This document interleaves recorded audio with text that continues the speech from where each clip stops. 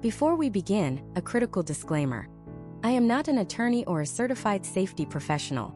This presentation is intended for educational and informational purposes only.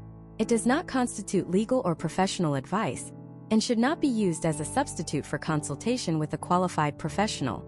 The information provided is based on regulations and standards applicable in the United States, which are subject to change. Always consult the official OSHA website and qualified experts for specific guidance on your situation.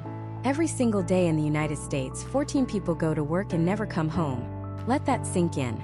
Not from a car crash on the commute. Not from a heart attack. 14 families are shattered every day because of something that happened on the job. A fall. An exposure. A machine malfunction. That's over 5,000 preventable deaths a year. And for every single one of those deaths, there are nearly 3 million other workers who suffer a serious injury or illness. An injury that could change their life, their career, their ability to provide for their family forever. You might hear that and think, that's tragic, but that's for high-risk jobs, right? Construction, mining, factories. And while those industries certainly face incredible dangers, the truth is that workplace hazards exist everywhere. In the quiet office with the frayed electrical cord. In the bustling restaurant kitchen with the slippery floor. In the hospital where a nurse risks a needle stick injury.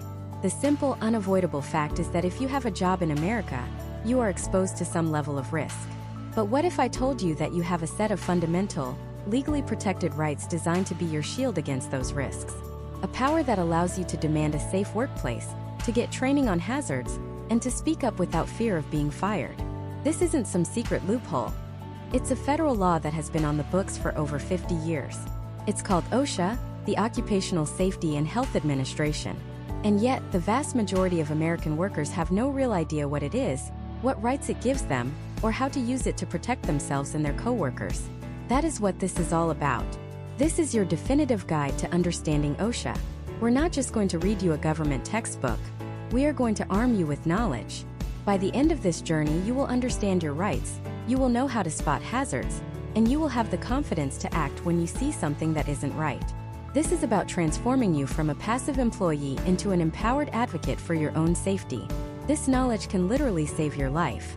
To truly understand the power of OSHA, you have to understand the world that created it. You have to go back to a time before it existed. And let me tell you, it was a brutal world. Imagine America in the early 20th century. A powerhouse of industry, building cities, laying railroads, and churning out goods at an unprecedented rate. But this progress was built on the backs, and often the bodies, of its workers. There were no national standards, no one to call. If a job was dangerous, your choice was simple. Do the work or starve. In 1911 in New York City, the Triangle Shirtwaist Factory caught fire. The owners, worried about theft, had locked the exit doors. The fire escapes were flimsy and collapsed. 146 garment workers, most of them young immigrant women and girls, died. They were trapped. They burned, or they jumped from the 9th floor to their deaths on the pavement below. The public was horrified. There were protests, new local laws, but it was just one fire in one city. Fast forward to the 1930s, the Great Depression. A company was drilling the Hawk's Nest Tunnel through a mountain in West Virginia.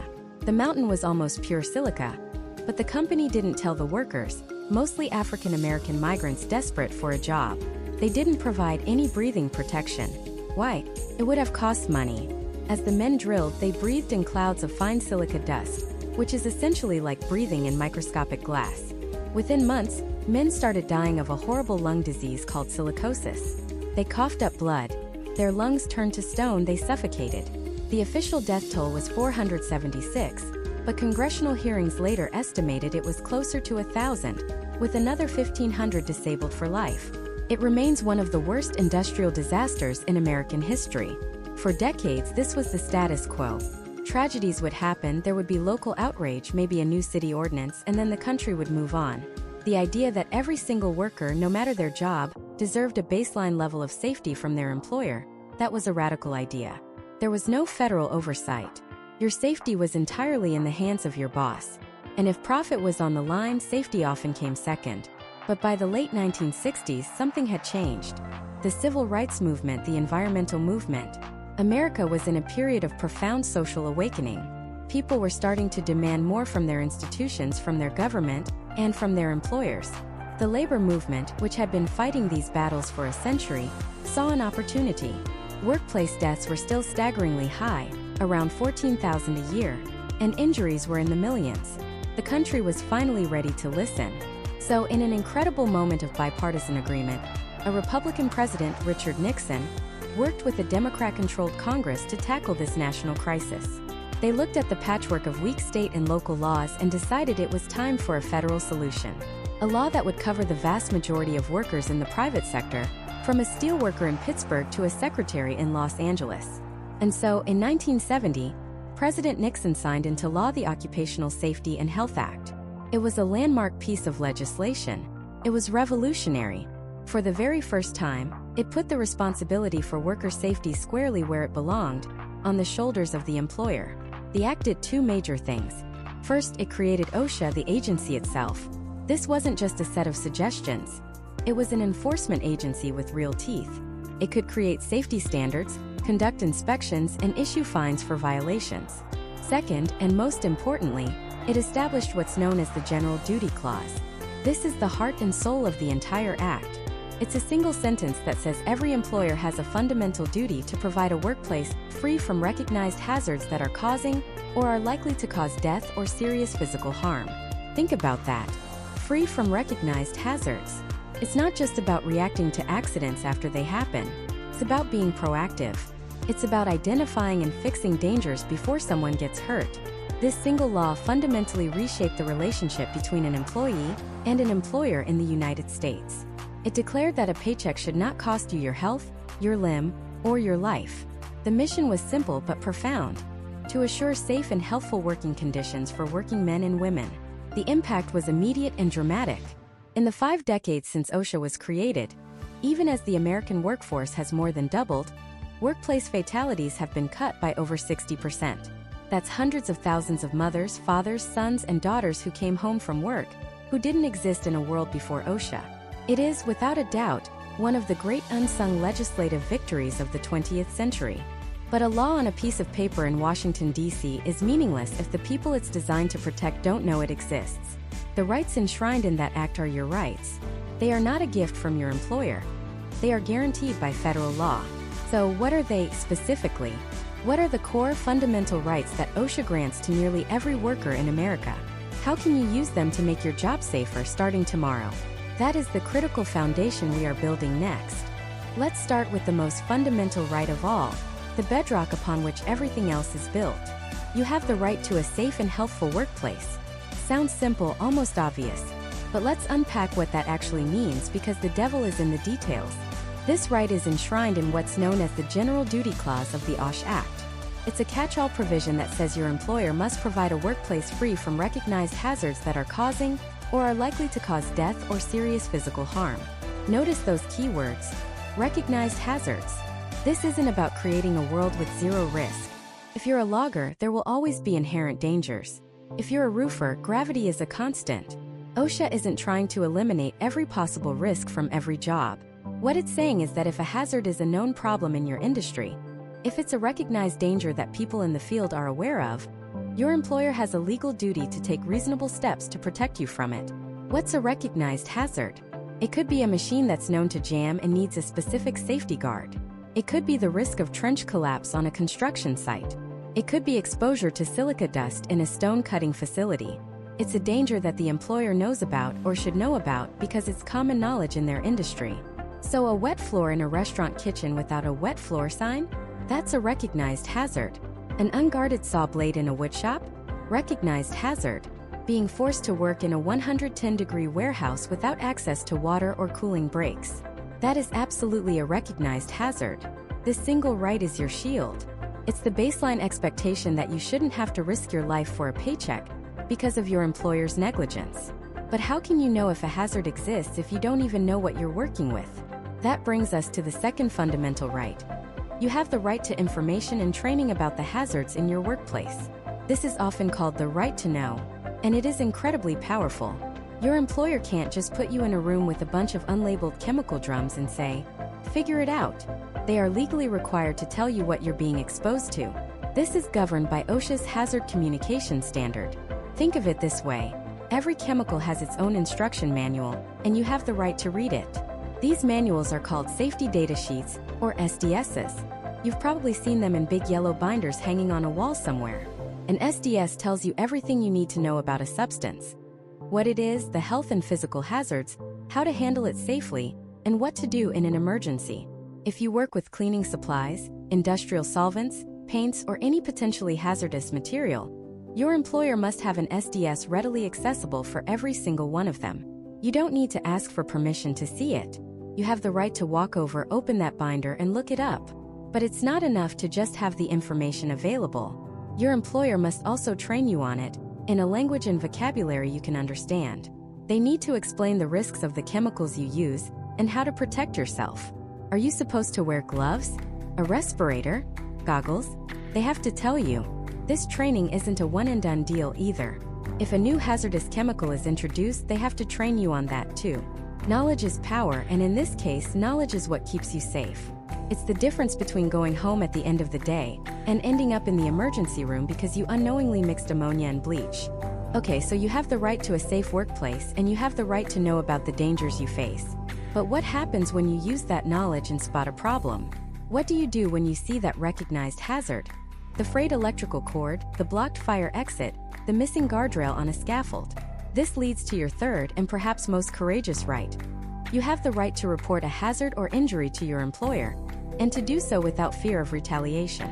Let's be clear about what this means.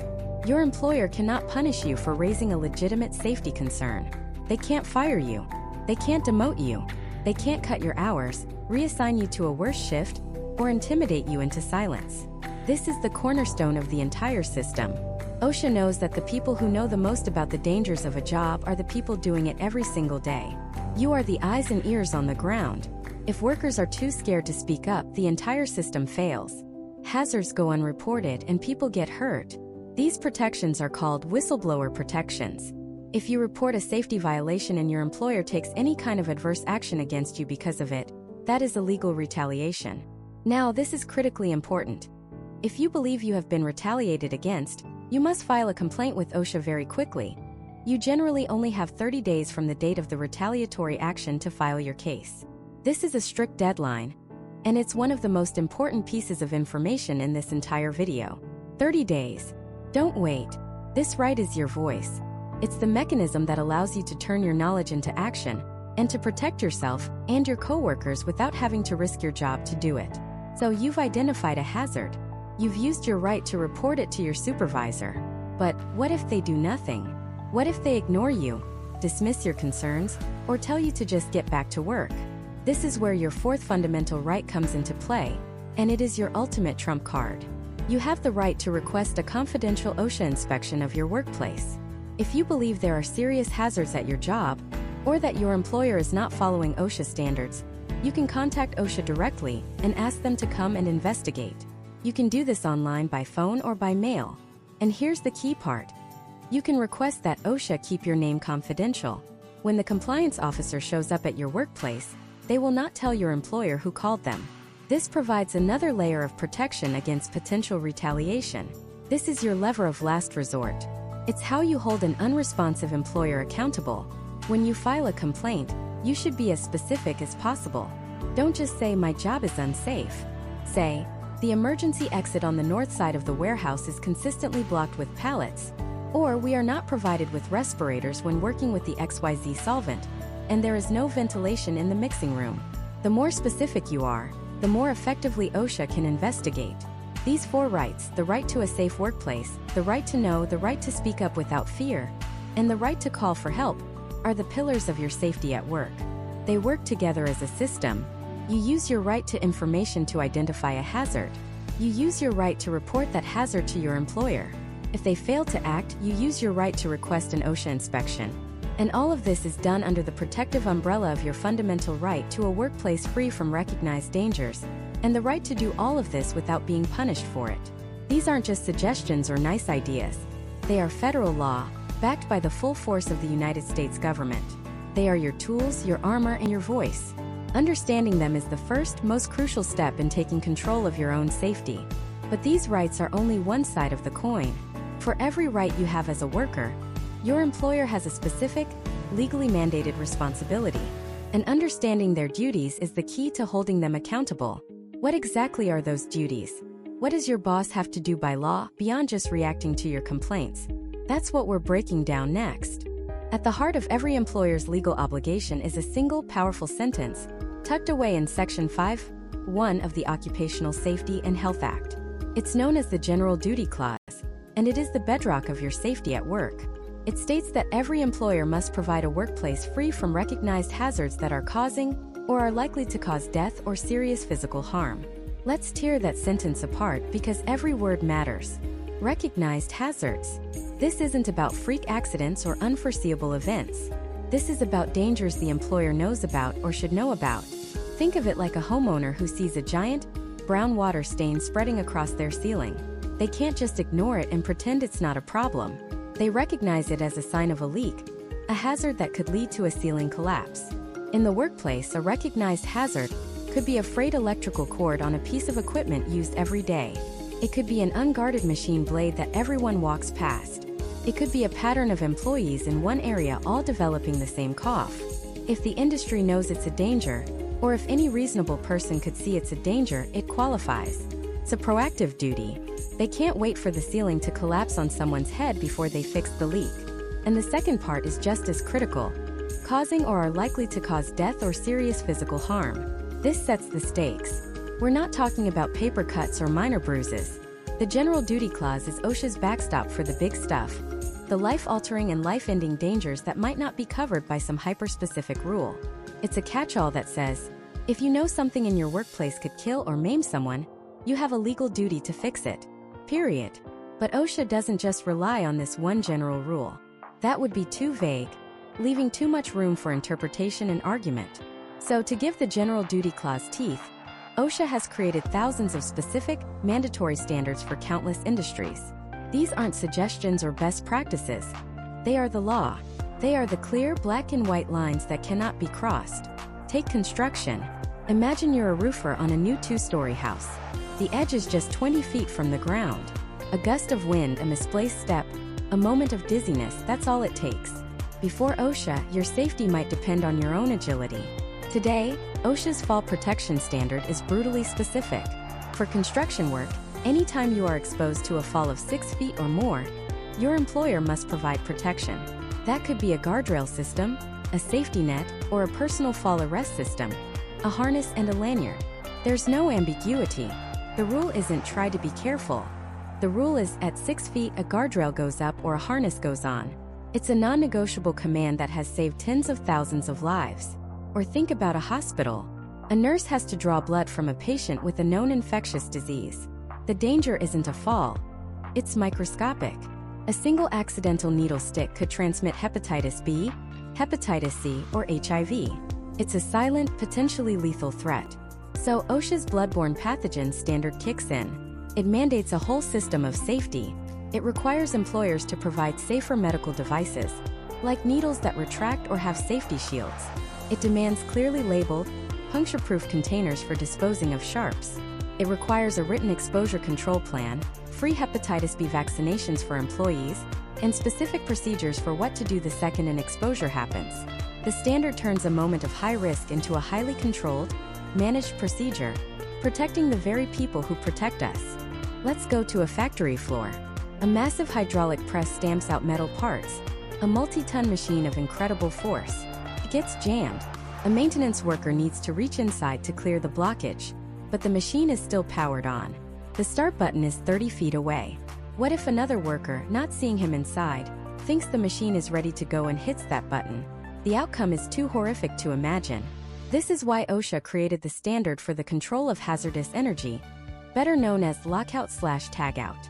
Before that worker ever reaches into the machine, they must turn off the energy source, be it electrical, hydraulic, or pneumatic, and place a physical lock on the switch or valve.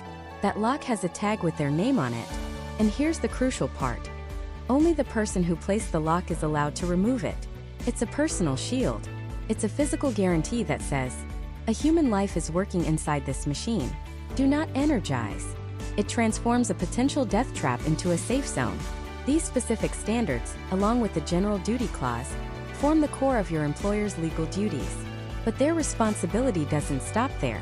OSHA requires them to build an entire culture and system of safety, which rests on 4 essential pillars. First, as we've covered, they must provide a safe workplace by complying with all relevant OSHA standards and the General Duty Clause. This is the foundation. Second, they must inform and train workers. This is absolutely critical. Your employer cannot just assume you know the risks. They have a legal duty to train you on the specific hazards of your job, in a language and vocabulary you can understand. If you work with hazardous chemicals, they must train you on how to read safety data sheets and what to do in case of a spill. If you operate a forklift, they must provide formal training and certification. This isn't about watching a 10-minute video on your first day. It's about providing real practical knowledge that equips you to protect yourself. They can't hand you the keys to a complex, dangerous machine and just wish you good luck. They have to teach you how to operate it safely. Third, employers must keep accurate records of work-related injuries and illnesses. Many businesses are required to maintain what's called the OSHA 300 log. Don't let the boring name fool you. This is one of the most powerful safety tools that exists. It's the workplace equivalent of an airplane's black box. Every serious injury or illness gets recorded, what happened, where it happened, the employee's name and the outcome. This isn't just bureaucratic paperwork. It's data. It reveals patterns. It makes hazards visible. If 5 people in the same department have developed the same respiratory illness, the log shows it. If one specific machine has been involved in 3 different injuries this year, the log shows it. It turns isolated accidents into a clear, undeniable pattern that demands action. And fourth, your employer must provide and pay for required personal protective equipment, or PPE. This is a big one. If your job requires a hard hat, safety glasses, a respirator, hearing protection, or steel-toed boots to keep you safe from a recognized hazard, your employer must provide it to you, and they must pay for it. It is not your financial responsibility to protect yourself from the hazards of their business. That safety harness isn't a perk. It's a legal requirement. Those chemical-resistant gloves aren't a suggestion. They are the company's investment in keeping your hands safe. With very few exceptions, if you need it to do your job safely, they have to provide it. So the law is crystal clear. Your employer has a list of non-negotiable duties, from the big-picture promise of a safe workplace to the small detail requirement of providing a pair of safety glasses. But what happens when that promise is broken? What happens when the training never comes, the safety gear is locked away, or a known danger is ignored day after day? Knowing their duties is one thing. Knowing your power to enforce them is everything. And that power starts with a set of rights OSHA guarantees you, the worker. So what are these rights? Think of them not as lines in a legal document, but as tools in a toolkit you didn't know you were issued. They are your leverage, your shield, and your voice when you feel like you have none. The first and most fundamental right is the one everything else is built on. You have the right to a workplace that does not have serious hazards. This is the bedrock of the OSHA Act. It sounds simple, but its implications are massive. It means your employer can't just shrug and say, well, construction is dangerous, or working with chemicals is risky. Yes, some jobs have inherent risks, but your employer has a legal duty to eliminate or reduce those risks as much as humanly possible. This means providing fall protection on a high-rise, ensuring proper ventilation in a paint shop, or implementing lockout/tagout procedures in a factory. It's not a right to a workplace with zero risk. That's impossible. It's a right to a workplace where your employer is actively and continuously working to control the risks. Flowing directly from that is your second major right, the right to information about the hazards you face. This isn't just a vague concept. It's incredibly specific. It's the right to know your enemy. Under OSHA's Hazard Communication Standard, often called the Right to Know law, you must be told about the dangerous chemicals you work with. Imagine you're a new hire at a cleaning company. Your supervisor hands you a spray bottle filled with a clear liquid and says, "This is the heavy-duty stuff for the tough stains." You use it all day, and by the evening your hands are red and raw and you have a nagging cough. You ask what's in the bottle and your supervisor just says, "Don't worry about it, it works." That is a massive illegal violation of your rights. You have the absolute right to see the safety data sheet, or SDS, for that chemical. That sheet will tell you its real name, its dangers like causes severe skin burns and eye damage, or may cause respiratory irritation, and the exact protective gear you need to handle it safely, like specific types of gloves or a respirator. Companies are required to have these for every hazardous chemical they use, and make them readily available to you. Not locked in a manager's office, not accessible only by request next Tuesday, but available when you need them. This right transforms you from a passive user into an informed professional who can protect their own health. This right to information goes even deeper.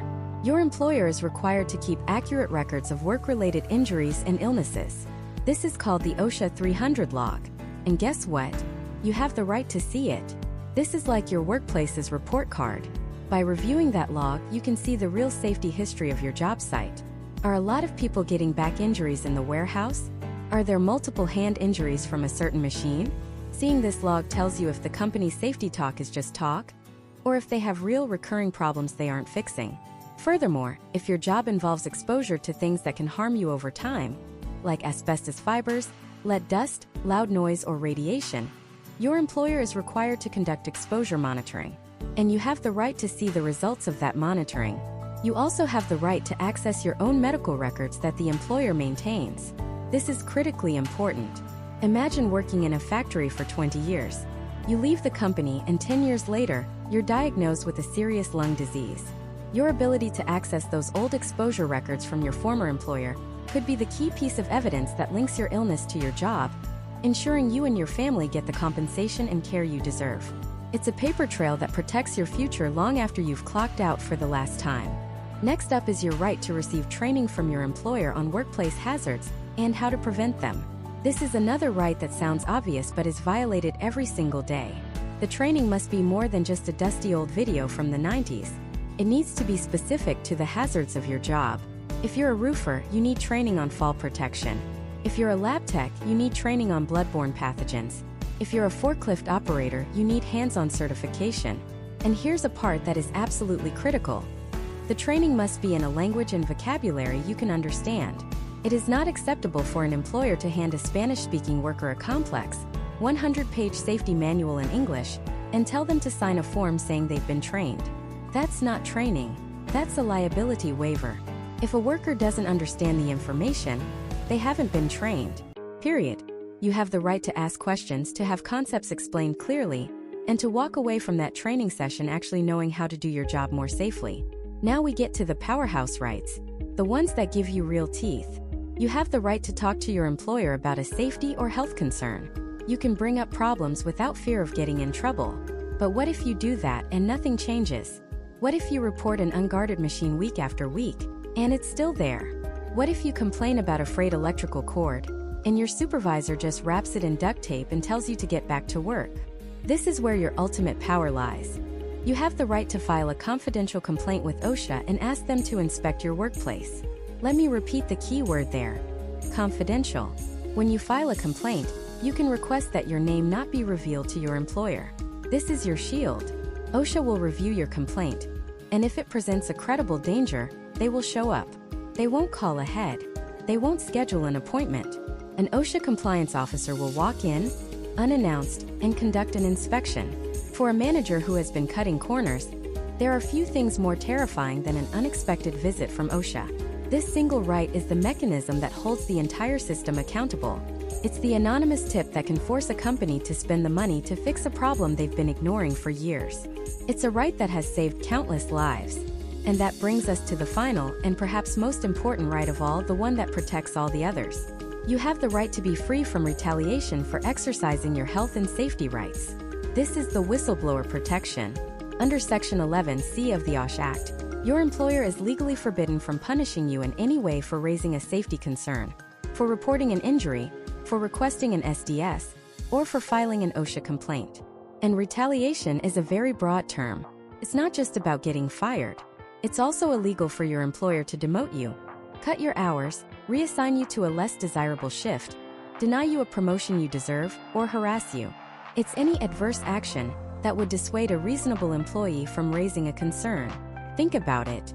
A roofer, will call him Mike, complains that the safety harnesses are old and frayed. His foreman tells him to stop complaining or he'll find someone else who wants the work. Mike, knowing his rights, files a confidential complaint. OSHA comes out, inspects the gear, and fines the company, forcing them to buy new equipment.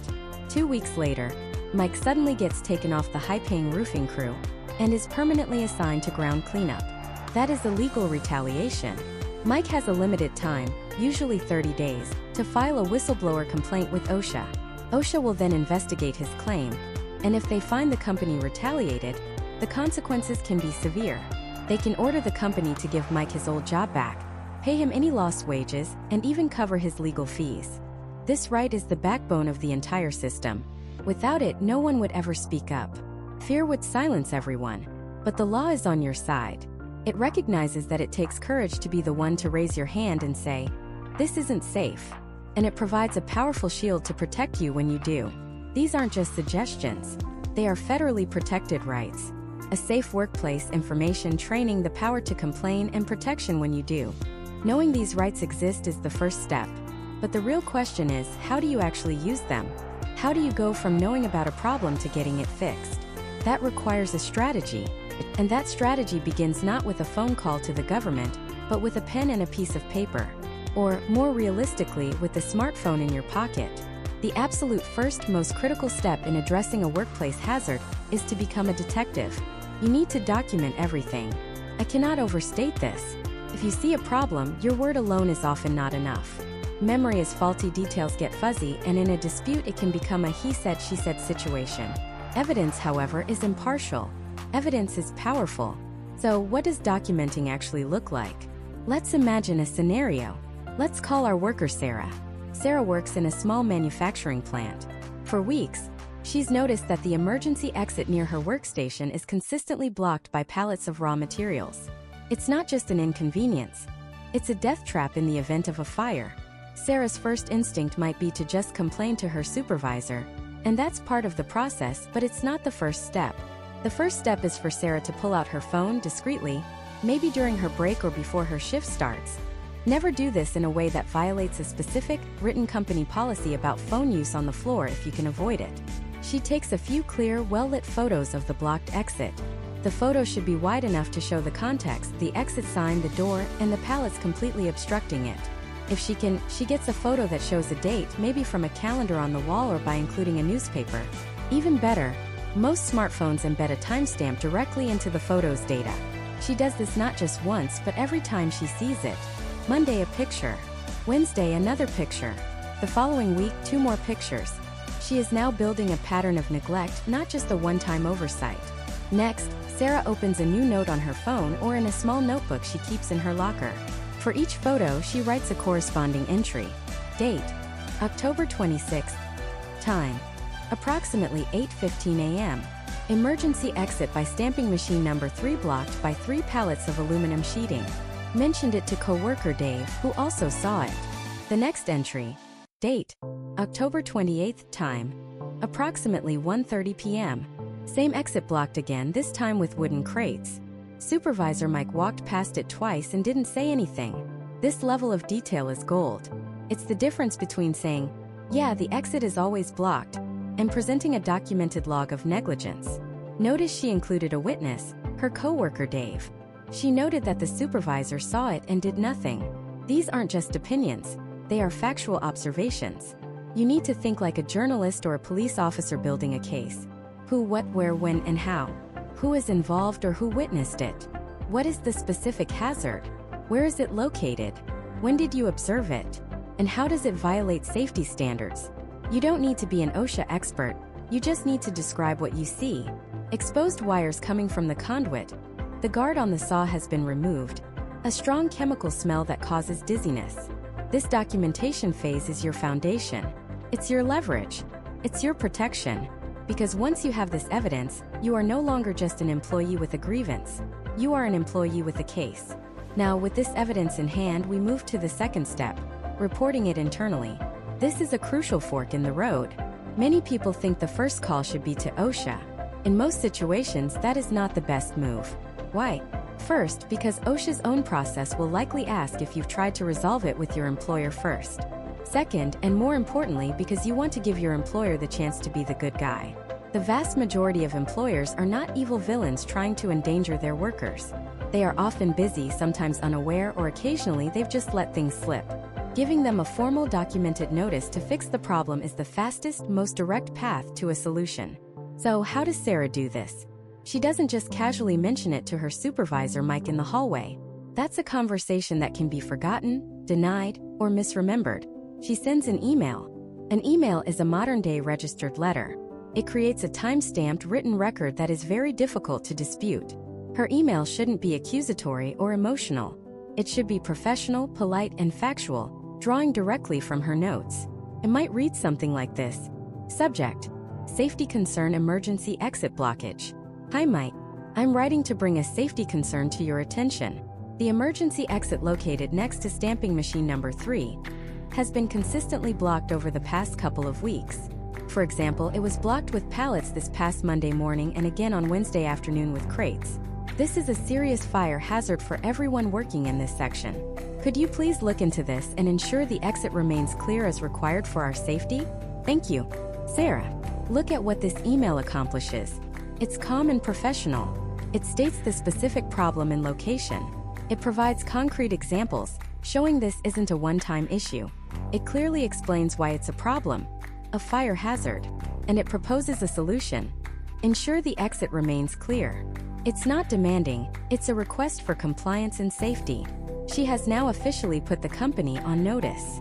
They can no longer claim they didn't know. And she has a digital receipt that proves it. This is the point where one of two things will happen. The best case scenario is that her supervisor, Mike, sees the email, realizes the severity of the issue and the potential liability, and immediately gets the problem fixed. He might reply, "Thank you for bringing this to my attention, Sarah. I've instructed the forklift drivers that this area is to be kept clear at all times, and we'll be monitoring it daily." Problem solved. This happens a lot. The system works. But what if it doesn't? What if Mike reads the email and does nothing? Or what if he replies with something dismissive like "noted"? We'll get to it when we can. This is where Sarah's patience and her documentation become even more critical. She waits. She doesn't file an OSHA complaint the next day. She gives it a reasonable amount of time. What's reasonable? It depends on the hazard. For an imminently dangerous situation like a gas leak, reasonable is a matter of minutes. For our blocked exit example, a few days to a week is perfectly reasonable. During this waiting period, she continues to document. Thursday, the exit is still blocked. She takes another photo. Friday, same thing. Another photo, another note. After a week has passed with no action, she sends a follow-up email. Again, polite and professional. Subject: Safety concern, emergency exit blockage. Hi Mike. Just following up on my email from last week regarding the blocked emergency exit. The issue is still ongoing, and I've attached a couple of photos from yesterday and today. Given the serious safety risk, could you please provide an update on when this will be resolved? Thanks. Sarah. Notice the escalation. It's still polite, but it's firmer. She's referencing her previous communication. She's providing new evidence. She's asking for a specific timeline. She is building an unshakable mountain of evidence that shows a persistent hazard, that management was made aware of it on a specific date, and that they have failed to take corrective action. This methodical, evidence-based approach is the linchpin of exercising your OSHA rights effectively. You are demonstrating that you are a responsible employee who tried to solve the problem through the proper internal channels. If the company fails to act, you have created a perfect, undeniable record of their negligence. It is this record that transforms an OSHA complaint from a simple allegation into a high-priority investigation. You've done your homework. You've given your employer a chance. And now, because they have failed to protect you and your coworkers, it's time to take the next step. It's time to officially bring in the referees. It's time to file an OSHA complaint. Filing an official complaint with the Occupational Safety and Health Administration is a line in the sand. It's a formal declaration that the situation in your workplace is not just bad, it's unacceptable and potentially illegal. This isn't about getting a manager in trouble. It's about preventing a serious injury, a life-altering illness, or even a fatality. It's a powerful, protected right, and knowing how to use it correctly is the key to making it effective. So, what does this process actually look like? It's not as intimidating as you might think, but it does require precision. Think of your complaint as a detailed map you are giving to an investigator. The more accurate and specific your map is, the faster they can find the treasure, or in this case, the hazard, and fix it. First, let's talk about the information you need to gather. Before you even think about picking up the phone or going online, get your facts straight. You need to be able to clearly identify your employer. This means the official business name, the exact address of the worksite where the hazard exists, and if possible, the name of a manager or a point of contact on site. Next, and this is the most critical part, you need to describe the hazard itself. Vague statements like "the factory is unsafe" are not helpful. You need to be incredibly specific. What is the hazard? Is it a chemical, a machine, a process? Where is it located within the workplace? The back warehouse, third aisle from the left. The main assembly line, station 4. Be precise. How many employees are exposed to this hazard? Is it just you? Your entire shift? Everyone in the building? This helps OSHA understand the scale of the problem. And here's a crucial detail. Describe any injuries, illnesses, or even near misses that have already happened because of this hazard. If a coworker was burned by an exposed wire last month, or if people in your department are consistently developing respiratory issues, that is vital information. It transforms the hazard from a theoretical risk into a demonstrated danger. Finally, you need to detail the steps you've already taken. Remember our previous discussion? You need to note that you reported the issue to your supervisor, a safety committee, or management. Include the date you reported it and the response you received, or the lack thereof. This shows OSHA that you tried to resolve the problem internally first, which adds significant weight and urgency to your complaint. Once you have all this information organized, you have 3 primary ways to file the complaint. The most common and often most efficient method is online. You can go directly to OSHA's website, osha.gov, and find the online complaint form. It's a straightforward step-by-step process that prompts you for all the information we just discussed. You can fill it out on your own time, from the privacy of your own home. You can attach supporting documents like photos or material safety data sheets, if you have them. A word of caution: if you can take photos or videos, you must do so safely and legally. Do not put yourself in danger or break company policy in a way that could get you fired for a reason unrelated to the safety complaint. The online form is your best bet for most non-emergency situations. The second method is by phone or fax. Every state has an OSHA area office, and you can call them directly. This is the best method if the danger is immediate. We're talking about a situation of imminent danger, a condition where a death or serious physical harm could occur right now. Think of a trench that's about to collapse, or a gas leak in a confined space. A phone call conveys an urgency that a written form might not. You get to speak to a live person, explain the gravity of the situation, and get the ball rolling immediately. They will ask you all the same questions, so have your information ready before you dial. The third method is by mail or in person. You can write a formal letter detailing your complaint and mail it to your nearest OSHA area office. This can be useful if you have a large volume of physical evidence you want to submit along with the complaint. While it's the slowest method, it's just as valid as the others. Now we have to address the single biggest fear that stops people from filing a complaint: retaliation. What if my boss finds out it was me? What if I get fired? This is where one of the most important aspects of the OSHA Act comes into play. When you file a complaint, you have the right to request that your name be kept confidential. There is literally a box you can check on the form or a request you can make over the phone. If you make this request, OSHA is legally prohibited from revealing your identity to your employer. Your name will not appear on any documents the employer sees. The inspector will not say, "John Smith from accounting called us." They will simply state that they are there to conduct an inspection based on a complaint they received. This protection is fundamental. It exists because Congress understood that no one would ever report a hazard if it meant losing their job. So let's be crystal clear.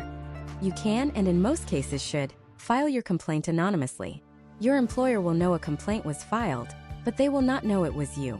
We'll talk more about the powerful whistleblower protections later on, which cover what happens if an employer guesses it was you and tries to retaliate anyway. But for now, rest assured that the system is designed to shield you. So you've gathered your evidence, you've chosen your method, you've requested confidentiality, and you've hit submit or hung up the phone. What happens next? An alarm doesn't go off at OSHA headquarters. An inspection team doesn't rappel from a helicopter onto your workplace roof. Instead, a professional at the OSHA area office will review your complaint. Their first job is to evaluate it. Is it a legitimate safety concern? Does it fall under OSHA's jurisdiction? Is the hazard described with enough detail to be credible?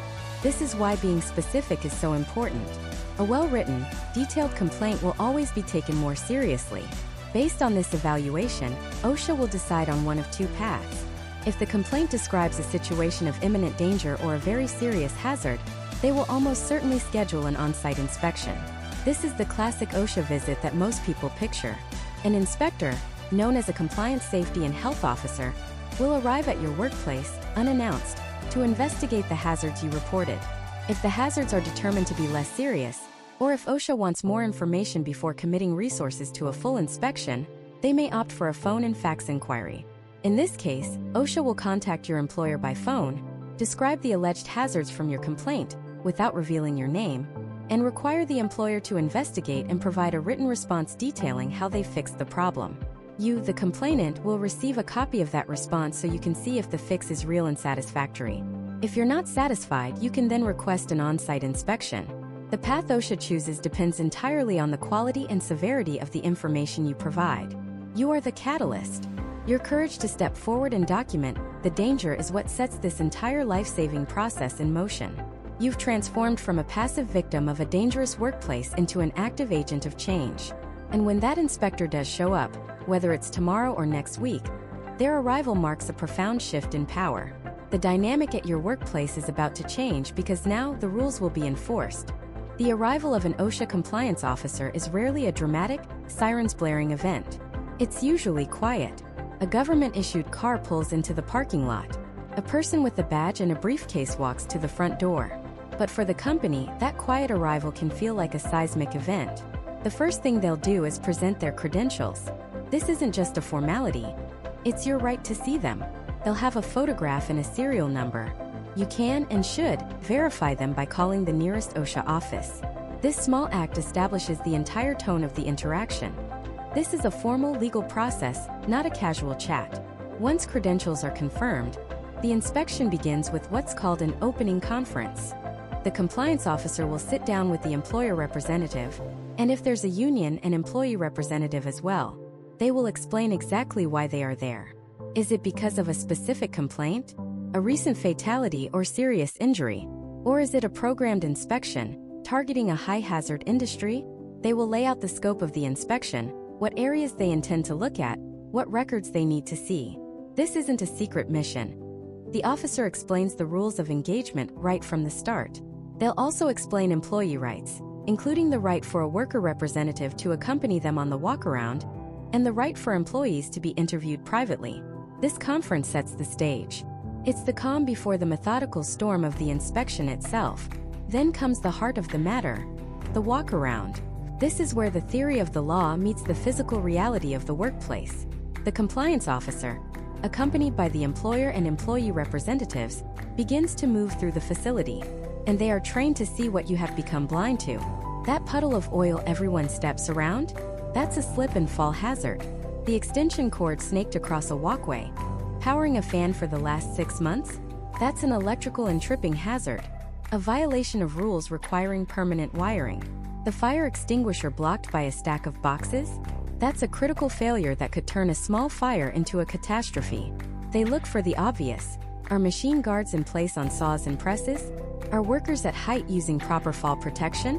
Are trenches properly shored to prevent collapse? But they also look for the invisible dangers. They might use air monitoring equipment to check for chemical vapors or a noise dosimeter to measure sound levels. They'll look at how chemicals are stored. Are flammable liquids in the right cabinets? Are incompatible chemicals like acids and bases stored separately to prevent a violent reaction if they spill? They will scrutinize the hazard communication program. Are safety data sheets readily available for every chemical on site? Are containers properly labeled? Do employees actually understand the training they've received? The officer observes work in progress. They watch how a forklift operator navigates a busy warehouse. They observe a roofer on a hot day, looking for signs of heat stress and access to water. They're not just looking for static violations, they are assessing active risks. They see the workplace not as a collection of machines and materials, but as a dynamic system where human action or inaction creates the potential for harm. And during this entire process, they are taking detailed notes, photographs, and sometimes video. They are building a case, documenting every potential violation with the precision of a detective. One of the most powerful tools in their arsenal is the private employee interview. At any point during the walkaround, the compliance officer can and will Ask to speak with employees away from the prying ears of management. This is a legally protected right. Your employer cannot listen in, they cannot demand to know what was said, and they absolutely cannot retaliate against you for speaking to OSHA. This is where the truth often comes out. An employee might tell the officer that the machine guard is always removed for faster production and only put back on when a manager walks by. They might reveal that the training they received on a dangerous chemical was just a 5-minute video they were told to watch years ago. They might explain that the real reason people don't report near misses is because they get blamed for them. These confidential conversations are where the written safety plan on a shelf in the manager's office is compared to the lived reality on the factory floor. The officer can ask pointed questions. Have you been trained on this?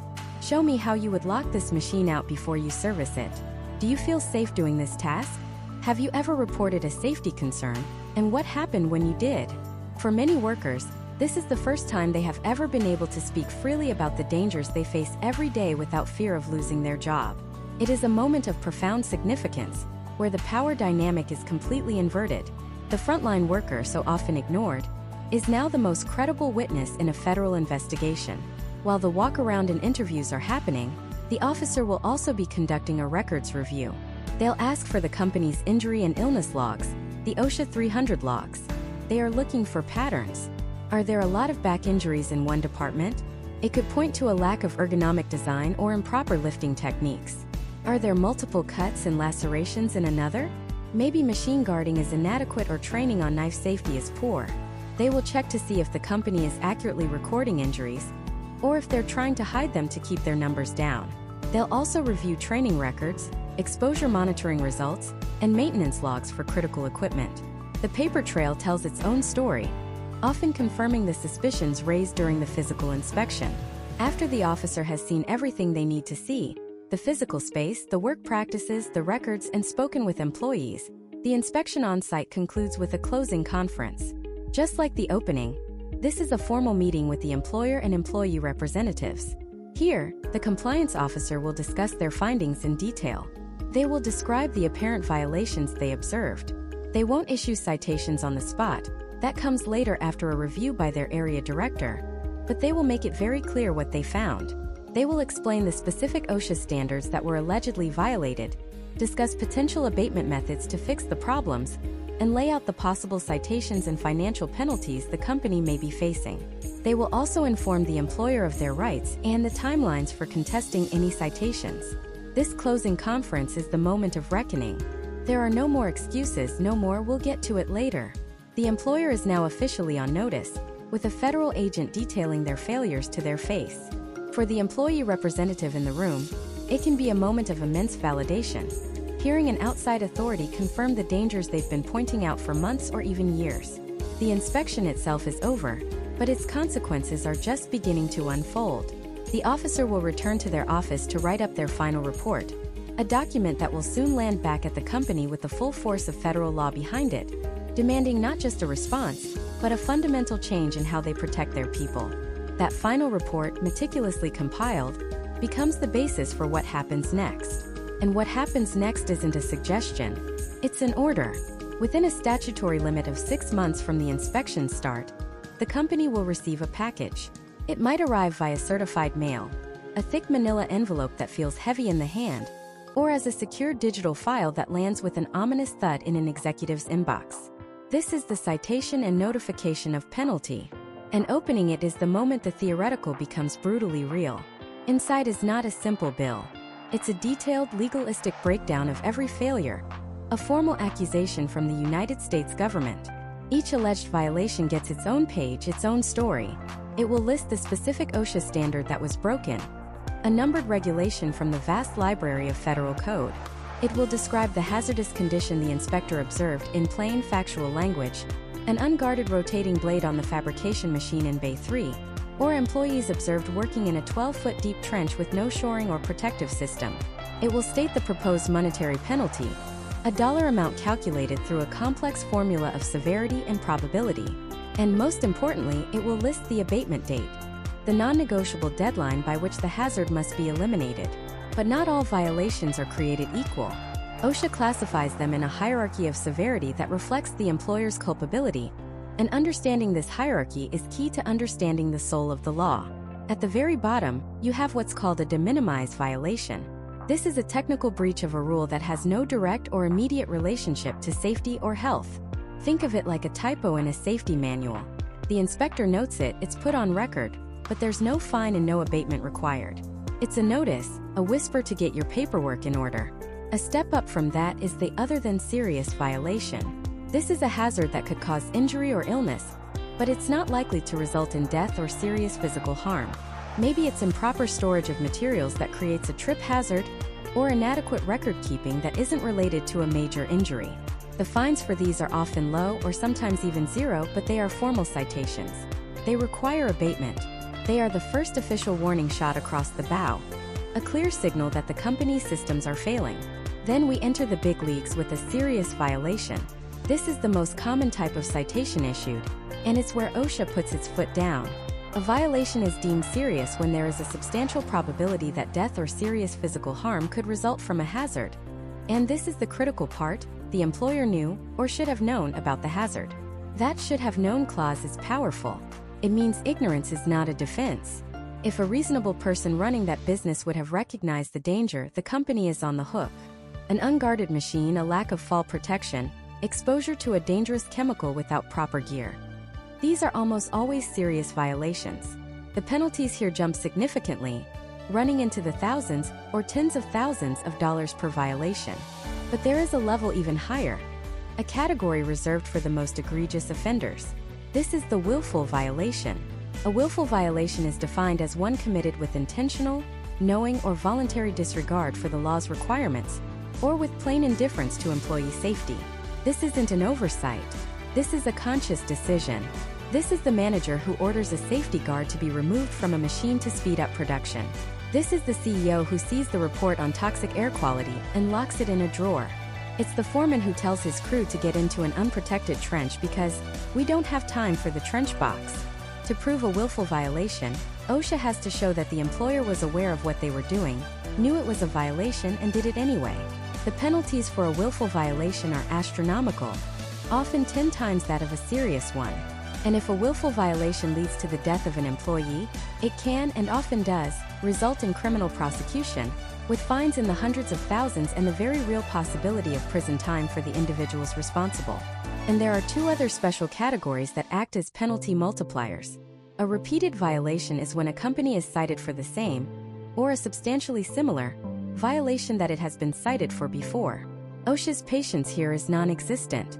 The fines for repeated violations escalate dramatically, sending a clear message: we told you once, we will not tell you again. Even worse is a failure to abate. This is when a company receives a citation, the abatement deadline passes, and they simply haven't fixed the problem. For this, OSHA can levy a penalty for every single day the hazard remains uncorrected. These daily fines can quickly bankrupt a company, a financial death penalty for an organization that refuses to protect its people. So the executive sits there, holding this package of citations, a mix of serious, maybe an other than serious, or God forbid, a willful. The shock wears off and a new pressure sets in: the ticking clock. From the moment they receive the citation, the company has exactly 15 working days to respond. Not a month, not 3 weeks. 15 business days. And in that short window, they face a critical fork in the road with 3 distinct paths. Path 1 is the simplest: acceptance. The company can agree with the findings, pay the proposed penalty, and provide OSHA with certification that they have corrected the hazards by the abatement date. For minor violations, or when the evidence is undeniable, this is often the quickest way to put the matter to rest. But it also means the violations are permanently on their record, a black mark that can influence future inspections and increase penalties for any repeated offenses.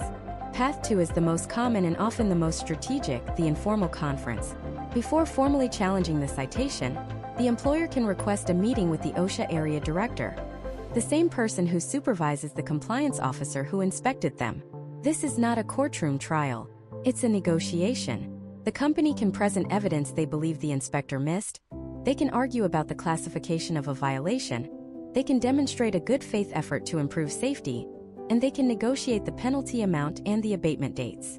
Often, companies can get penalties reduced by showing that they've already taken steps to fix the problem, or by agreeing to implement safety programs that go above and beyond the minimum requirements. It's a chance for a dialogue, a way to find a resolution without a protracted legal battle. Path 3 is the nuclear option, formally contesting the citation.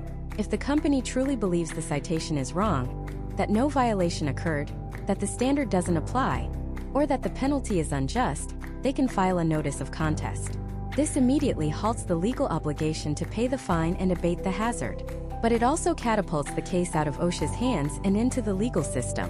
The case is docketed with the Occupational Safety and Health Review Commission, or OSHRC, an independent federal agency created specifically to adjudicate disputes between employers and OSHA. This is now a formal lawsuit. Lawyers get involved. Discovery, depositions, and hearings are scheduled. It can be a long, expensive, and uncertain process where the company bets it can prove its case before an administrative law judge. The choice of which path to take is one of the most critical decisions a company will make in the wake of an inspection. It's a high-stakes calculation of cost, principle, and public perception. And while the company weighs its options, the citation itself must be dealt with. By law, the employer is required to post a copy of the citation at or near the place where the violation occurred. It has to be left up for 3 working days or until the hazard is abated, whichever is longer. This isn't just for shaming. It's for transparency. Every employee who walks past that spot now knows. They know what the inspector found. They know what the government is demanding. The private failure is now a public fact, a posted declaration that the system broke down, and a promise that it must be fixed. And for the workers who live with these risks every day, that posted paper can be the first sign that their voices, their fears, and their safety are finally being taken seriously. That posted paper is not an ending. It's a crossroads. For the company, seeing that official notice taped to a wall is a moment of reckoning, triggering a cascade of decisions that will define their future. For the workers, it's a fragile moment of hope. But what happens next? What happens in the days, weeks, and months after the inspector leaves and the citation is issued? This is where the true test of a company's commitment to safety begins. Far from the public eye, the company, let's call them Apex Manufacturing, now faces 3 distinct paths. The first is the simplest, acceptance. They can choose to pay the proposed penalty, correct the violations by the deadlines listed, a process known as abatement, and move on. For minor violations with clear fixes and small fines, this is often the most practical route.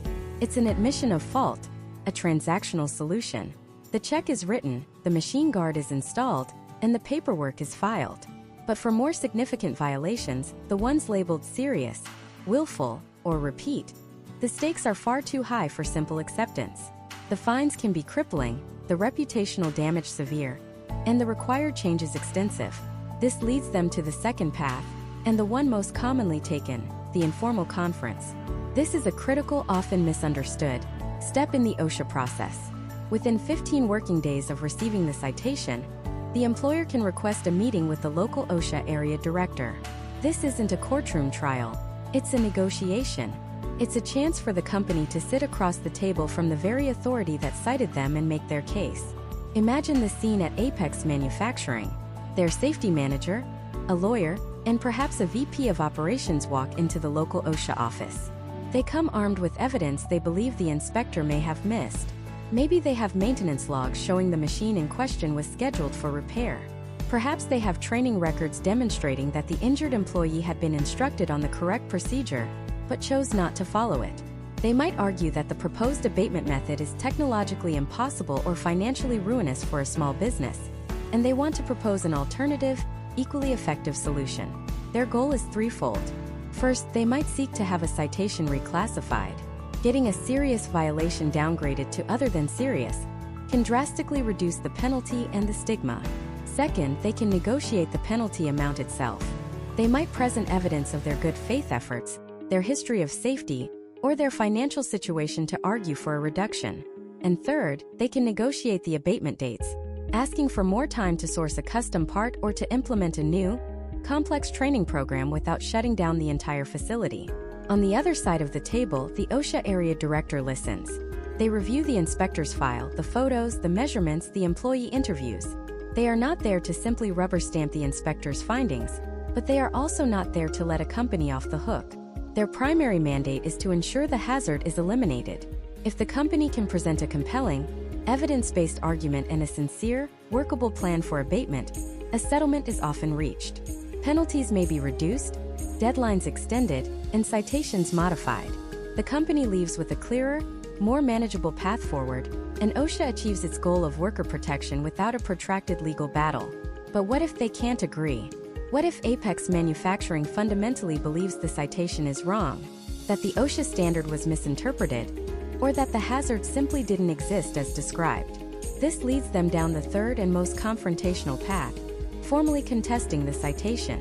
When a company files a formal notice of intent to contest, the entire matter is transferred out of OSHA's hands and into the jurisdiction of an independent federal agency, the Occupational Safety and Health Review Commission, or OSHRC. This is where things get serious. This is, for all intents and purposes, a lawsuit. The case is assigned to an administrative law judge. Lawyers for the company and for the Department of Labor, who represent OSHA, begin the process of legal discovery. They exchange documents, depose witnesses, and file motions. The informal conference room is replaced by a formal hearing room. The inspector who issued the citation is no longer just a compliance officer. They are a witness who will be cross-examined. Employees who were interviewed in confidence may be called to testify under oath. Expert witnesses, engineers, industrial hygienists, safety consultants, are brought in by both sides to argue the technical merits of the case. The judge hears all the evidence and issues a decision. They can uphold the citation as written, they can modify it, or they can vacate it entirely, wiping it off the company's record. And even that might not be the end. Either side can appeal the judge's decision to the full 3-member review commission in Washington, D.C., and from there, potentially all the way to a U.S. Court of Appeals. This is a long, expensive, and uncertain road. It's a high-stakes gamble that a company only takes when they are absolutely convinced they are in the right and have the evidence to prove it. Regardless of which path is chosen, acceptance, negotiation, or litigation, one non-negotiable element remains: abatement. The core purpose of the entire OSHA process is not to punish, but to protect. It's about fixing the problem. Once a citation becomes a final order, meaning all contests and appeals are settled, the clock starts ticking on the abatement deadline. The company must not only correct the hazard, but they must prove they have corrected it. This is called abatement verification. For a simple fix like putting a cover on an electrical box, they might send a signed letter and a photograph to OSHA. For a more complex issue like installing a new ventilation system to reduce chemical exposures, the process is far more involved. They might have to submit purchase orders for the new equipment, blueprints of the installation, and follow-up air monitoring reports from an industrial hygienist to prove the new system is effective. They may be required to submit progress reports, detailing every step of a multi-month correction plan. And for the workers back at the facility, this is where the promise of that posted citation becomes real. It's one thing to see a piece of paper. It's another thing entirely to see a new guardrail being welded into place on a high platform, to attend a training session with a renewed sense of purpose, or to hear the hum of a new ventilation system clearing the air. This is the tangible result of the entire, often invisible process. But the most profound changes often happen in the company's culture. An OSHA citation can be a brutal but effective wake-up call. A company that once viewed safety as a line item on a budget, a box to be checked, is forced to see it as an operational imperative. The experience of being inspected, cited, and going through the subsequent process can fundamentally alter a company's DNA. Management, having seen the financial and legal consequences, may finally invest in a full-time safety director. They might empower a new Joint Labor Management Safety Committee, giving workers a real voice in identifying and correcting hazards before an inspector ever has to. They might move from a reactive model of "don't get caught" to a proactive culture of "let's find and fix it ourselves." The conversation shifts from "what's the minimum we have to do to be compliant?" to "what's the best we can do to make sure everyone goes home safe?" This transformation is the ultimate goal. A citation is a snapshot of a failure, but the journey that follows can be the blueprint for a lasting success, building a workplace that is not just compliant, but truly deeply safe. But what does that future of a truly deeply safe workplace even look like? We've journeyed through the history, the standards, the inspections, and the rights that form the bedrock of OSHA. But the ground beneath our feet is shifting. The very nature of work is transforming at a dizzying pace. And with it, the landscape of occupational hazards is being redrawn. The challenges of the next 50 years will be vastly different from the last. We are moving beyond the obvious dangers of unguarded machinery and collapsing trenches into a new era of risk that is often more subtle, more complex, and in some cases entirely invisible. Consider the frontier of mental health. For decades, the concept of safety was almost exclusively physical. It was about hard hats, safety goggles, and steel-toed boots. But what about the psychological armor a worker needs to wear? We now understand that a workplace can be physically pristine but psychologically toxic. Chronic stress, burnout, harassment, and the constant pressure of unrealistic demands are not just part of the job. They are legitimate workplace hazards with devastating physical and mental consequences. They contribute to errors, accidents, and a culture of fear where no one dares to report a near miss.